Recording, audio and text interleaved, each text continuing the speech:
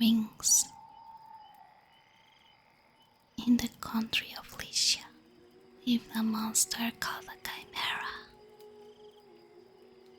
It was part lion, part goat, and part dragon,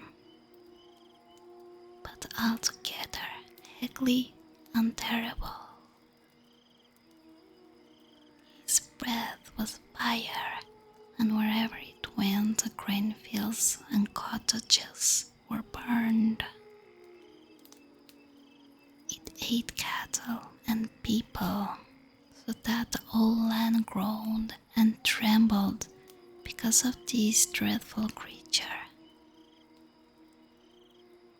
The king was very anxious to find some hero who killed the monster, but everyone was afraid.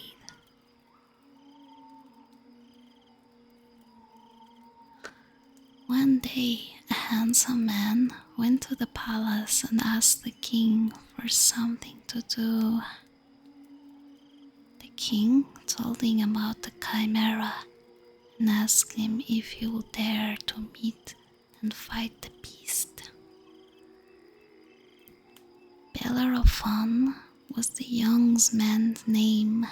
He said, "I am willing to try, but first I must find a wise man who can give me good advice."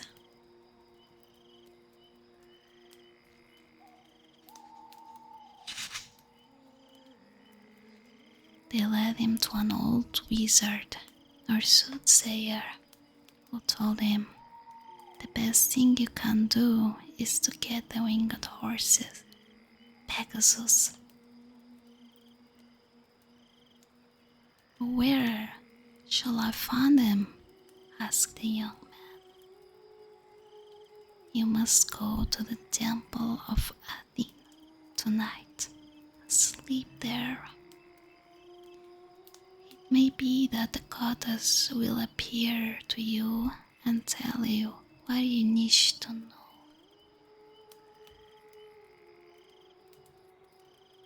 Bellerophon went to the temple, and when night came, lay down and slept. The goddess appeared to him in a dream, gave him a magic bridle made of gold and precious stones. When he awoke, the bridle was in his hand.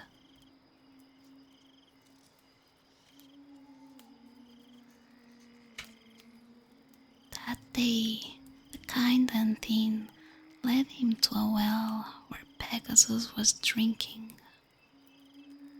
He was a beautiful horse with silver wings. He could gallop faster than any earthly horse and fly higher than any eagle. The young man drew near to him and said, "Beautiful horse, do not fly away. Help me kill a monster which makes a whole country unhappy. See, Athene has given you this splendid bridle. No other horse ever had one so fine. Let me put it over your head."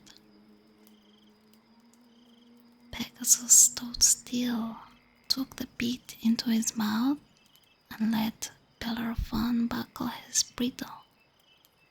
Then the young jumped on horseback and said, "Now for Lycia and the Chimera. Up, gallant steed, and make the people wonder as they see us sailing through the air."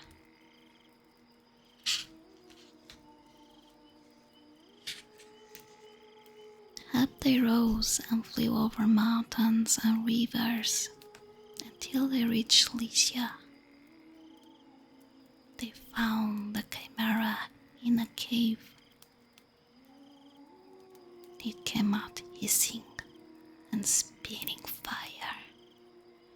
There was a dreadful battle. but a horse with wings could easily get out of the monster's way and fly upon him before he could turn around. First, Bellerophon cut off the goat's head. The lion's head and claws fought them more savagely, but the good sword cut away that head too. And then the horse with wings stomped on the dragon's body until it lay quite still. The chimera was conquered and killed.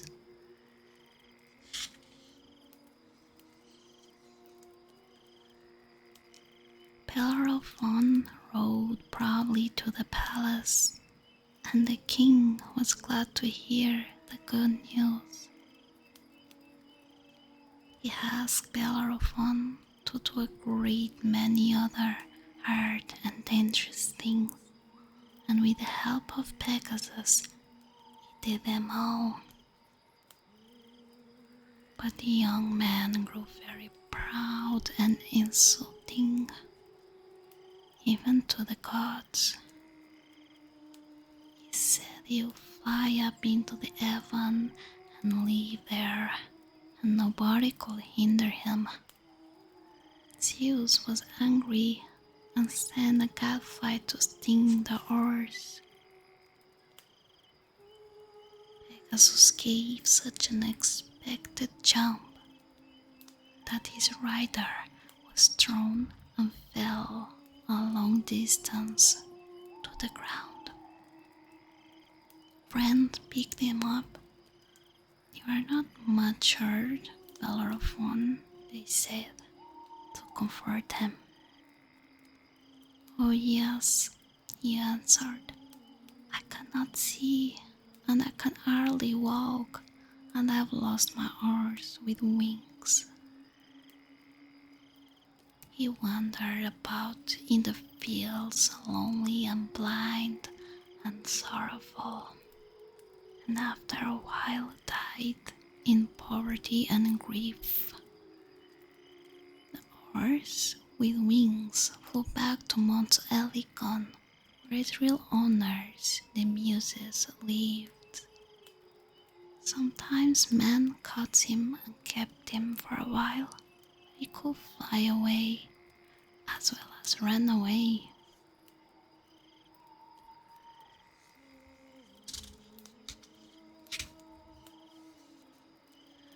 Once a poet caught him and wrote him for some time.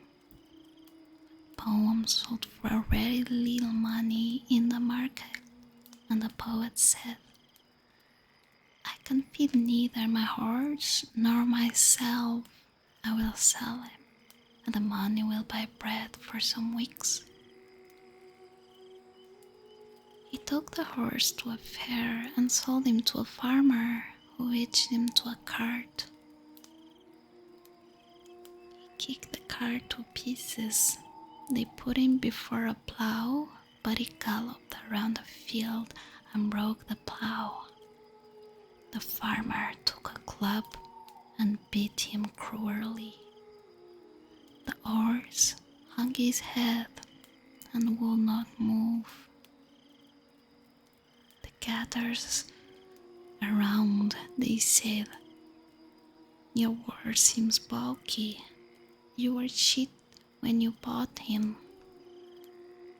"Yes, yes," said the farmer. "I wish I had my good money back in my pockets."